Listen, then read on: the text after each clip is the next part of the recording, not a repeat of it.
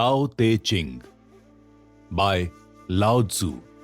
दोस्तों, ताओ ते चिंग एक ऐसी बुक है जिसमें लिखी गई बातों को समझने से पहले आपको इसके पैटर्न के बारे में जानना बहुत जरूरी है, क्योंकि ये कोई नॉर्मल सी सेल्फ हेल्प बुक नहीं है, बल्कि ये अपने आप में हजारों सैकड़ों बुक्स की नॉलेज अपने एक एक शब्द ताओ ते चिंग में समेटे हुए है। इस बुक की कुछ की लर्निंग आपके साथ शेयर करेंगे।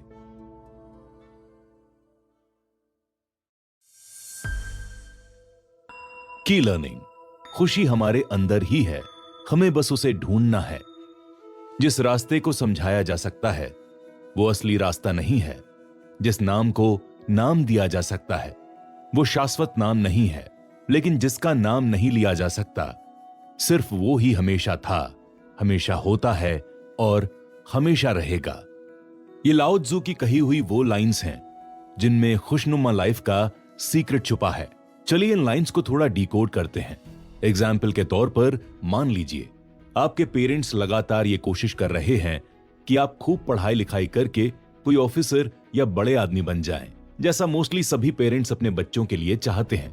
लेकिन अगर आपका मन पढ़ाई में लगता ही ना हो, आपका किसी खेल में या म्यूजिक में या किसी और चीज में इंटरेस्ट हो, और फिर भी आप अपने पेरेंट्स के कहने पर जबरदस्ती पढ़ाई करने में लगे हुए हैं, और यह भी हो सकता है कि आप पढ़ लिख कर लाइफ में बहुत सक्सेसफुल बन भी जाएं, लेकिन क्या आप इस रास्ते पर चलकर खुश रह पाएंगे?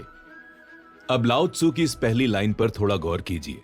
जिस रास्ते को समझाया जा सकता है वो असली रास्ता नहीं है।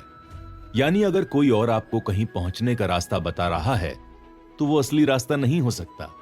असली रास्ता तो वो है जिससे आप खुद ढूंढेंगे, उसे फील करेंगे, और जब आप उस रास्ते पर चलेंगे तब आपको वो सब कुछ मिलेगा जो शायद दूसरों के बताए रास्ते पर चलने से आपको कभी मिल ही नहीं सकता था। अब लाओ त्सू की कही हुई दूसरी लाइन पर आते हैं। जिस नाम को नाम दिया जा सकता है वो शाश्वत नाम नहीं है। अब इस लाइन का क्या मतलब है? यहां लाओ त्सू कहते हैं जिसे भी नाम दिया जा सकता है वो एक दिन खत्म हो जाएगा। इस फिजिकल वर्ल्ड में कुछ भी परमानेंट नहीं है। एक न एक दिन इस धरती पर जितनी भी चीजें हैं वो सब खत्म हो जाएंगी, लेकिन एक चीज है जो इस धरती पर कभी खत्म नहीं होने वाली, प्रकृति, नेचर, या इस धरती को चलाने वाली शक्ति, जिसे हम भगवान भी कहते हैं, अल्लाह भी कहते हैं और गॉड भी कहते हैं। तो क्या भगवान का कोई नाम है? नहीं, भगवान का कोई नाम नहीं है। उस शक्ति का कोई नाम नहीं है, लेकिन वो हमेशा इस धरती पर अमर रहने वाली है। जैसे कि लाओ त्सू अगली लाइन में कहते हैं, जिसका नाम नहीं लिया जा सकता, सिर्फ वो ही हमेशा था, हमेशा होता है और हमेशा रहेगा। वैसे इन लाइंस का जो हिडन मैसेज है वो ये है कि जो इस लाइफ की रियलिटी है वो आपके अंदर, आपके मन में ही छुपी हुई है, और उस सच्चाई को सुनने के लिए आपको किसी के बताए हुए रास्ते पर चलने की या शब्दों के किसी नाम को सुनने की जरूरत नहीं है। यानी कि साइलेंस में जो पावर है और जो मोटिवेशन है वो शब्दों के शोरगुल में आपको कभी नहीं मिल सकता। साइलेंस में वो पावर है जो आपको इस दुनिया को एक अलग ही नजरिए से देखने की ताकत देगा और आउट ऑफ द बॉक्स सोचने की हिम्मत देगा। आप जरा खुद सोचिए, इस दुनिया में जितनी भी किताबें हैं, चाहे वो किसी भी लैंग्वेज में हो, और जिसे पढ़कर हम मोटिवेट होते हैं या अपनी नॉलेज बढ़ाते हैं, उन सभी किताबों को तैयार करने वाले ऑथर ने साइलेंस में ही रहकर तो उस नॉलेज को हासिल किया होगा, तभी तो वो उसे किताबों में लिख पाए हैं। अब आप बताइए, जब वो सब कुछ साइलेंस से आया है तो फिर आप क्या चूज करेंगे? वो बुक्स चूज करेंगे या बुक्स की इनफाइनाइट नॉलेज का सोर्स यानी साइलेंस? बुक्स तो हमें सिर्फ मंजिल तक पहुंचाने का रास्ता दिखाती हैं, जबकि साइलेंस खुद ही हर रास्ते की मंजिल है।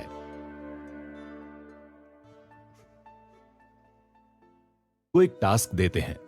देखिए, गुस्सा तो हम सभी को कभी ना कभी आता ही है, तो आपको करना क्या है कि अब जब अगली बार आपको गुस्सा आए तो फिर आप तुरंत ही खुद को याद दिलाइए कि मुझे गुस्सा आ रहा है, मैं इस वक्त जो भी रिएक्ट कर रहा हूं वो गुस्से में आकर कर रहा हूं।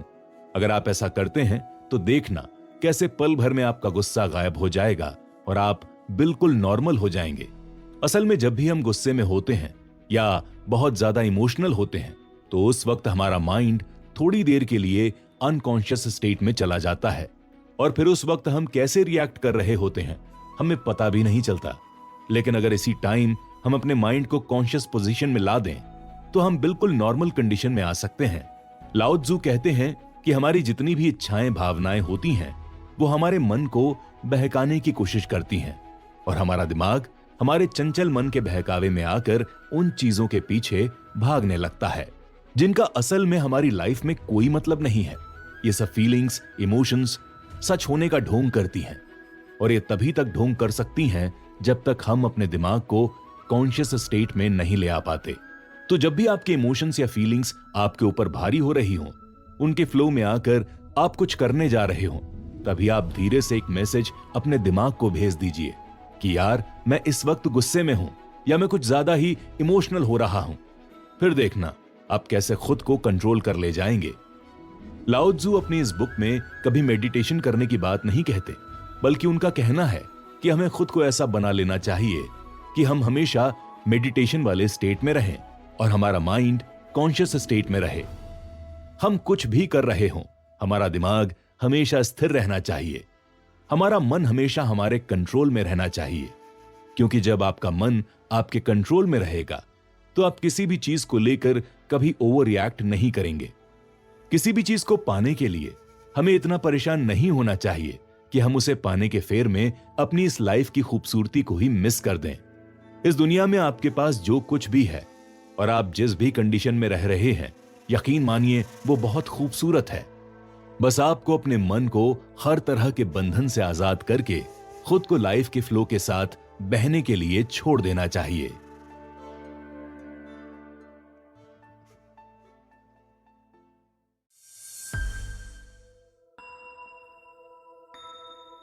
की लर्निंग। प्यार पाना है तो पहले नफरत को एक्सेप्ट करना सीखो। क्या आपकी लाइफ में कोई ऐसा इंसान है जो आपसे नफरत करता है? क्या आप ऐसे किसी इंसान को जानते हैं? और अगर ऐसा कोई इंसान आपकी लाइफ में है तो फिर उसकी नफरत के बदले में आप उसे क्या देते हैं, नफरत या प्यार? अच्छा चलिए ये बताइए कि क्या आप नफरत की वजह जानते हैं? अगर कोई इंसान किसी से नफरत कर रहा है तो वो क्यों कर रहा है?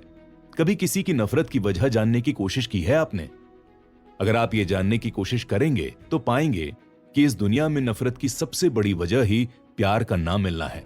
अगर कोई इंसान किसी दूसरे इंसान से नफरत कर रहा है तो इसका सीधा सा मतलब है कि सामने वाला इंसान उसके साथ वैसे पेश नहीं आ रहा जैसा वो चाहता है। दुनिया में जितनी भी हेट है, चाहे वो दो कंट्री के लोगों के बीच हो या फिर दो अलग अलग रिलीजन के लोगों के बीच की हेट हो, सभी हेट का बेस यही है कि लोगों को एक दूसरे से प्यार नहीं मिल रहा, तभी उनके बीच झगड़े हो रहे हैं और तभी वो एक दूसरे को तबाह करने को तैयार खड़े हैं। लाओ त्जू कहते हैं कि अगर आपको सच में प्यार हासिल करना है तो फिर आपको सबसे पहले हेट से प्यार करना होगा। यानी कि अगर कोई इंसान आपसे नफरत करता है तो आप बदले में उसे प्यार दीजिए। यकीन मानिए, अगर इस दुनिया का हर इंसान इस तरह से सोचने लग जाए तो वाकई में धरती की सारी लड़ाई, सारी नफरत खत्म हो जाएगी। हर तरफ बस प्यार ही प्यार होगा।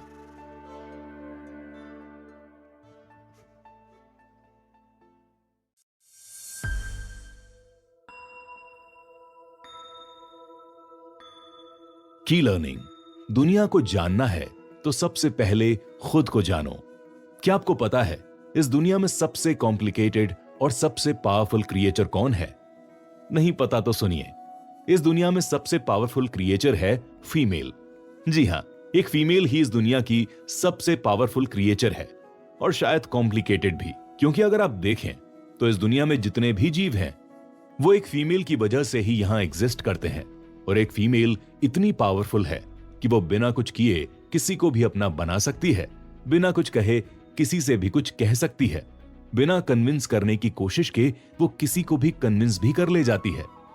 जहां मेल को किसी फीमेल को अट्रैक्ट करने के लिए कितना कुछ करना पड़ता है, उसे अपनी फीलिंग्स बतानी पड़ती हैं, उसके आगे पीछे घूमना पड़ता है, वहीं फीमेल को यह सब बिना किसी खास एफर्ट के हासिल हो जाता है। यहां पर हम फीमेल की बात इसलिए कर रहे हैं क्योंकि लाओ त्जू ने अपनी इस बुक को फीमेल के मन की ही तरह रिप्रेजेंट किया है। यह बुक आपसे सच को छुपाते हुए सच को बता देती है। यह आपको कभी कन्विंस करने की कोशिश भी नहीं करेगी, लेकिन यह आपको इस तरह से अट्रैक्ट कर लेगी कि आप इसकी बातों को सच मानने पर मजबूर हो जाएंगे। ये एक ऐसी बुक है जिसके नॉलेज को आप सिर्फ इसे पढ़कर नहीं हासिल कर सकते, बल्कि आप इसके नॉलेज को तभी पा सकेंगे जब आप इसे पाना चाहेंगे। कहने का मतलब, जब आप इसकी बातों को समझने की कोशिश करेंगे। बुक को इस तरह से बनाने के पीछे का कारण यह है कि इसके जरिए लाओ त्जू एक मैसेज देना चाहते हैं।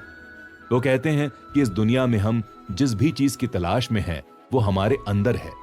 यानी जो सोर्स हर चीज को जन्म देता है वो हमारे अंदर ही है।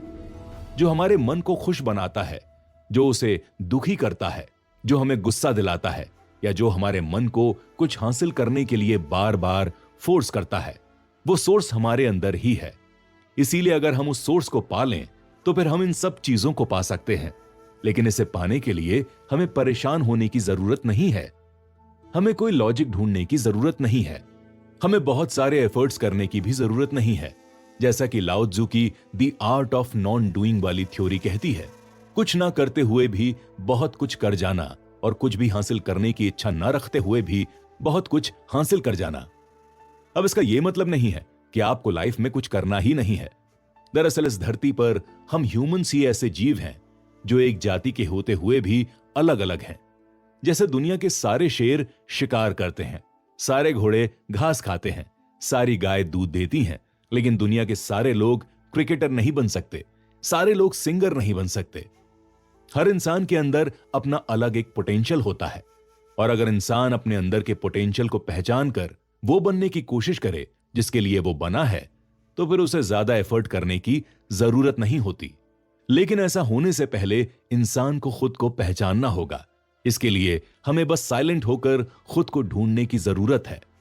फिर हम न सिर्फ अपनी सच्चाई जान पाएंगे, बल्कि इस दुनिया की सच्चाई को भी जान जाएंगे।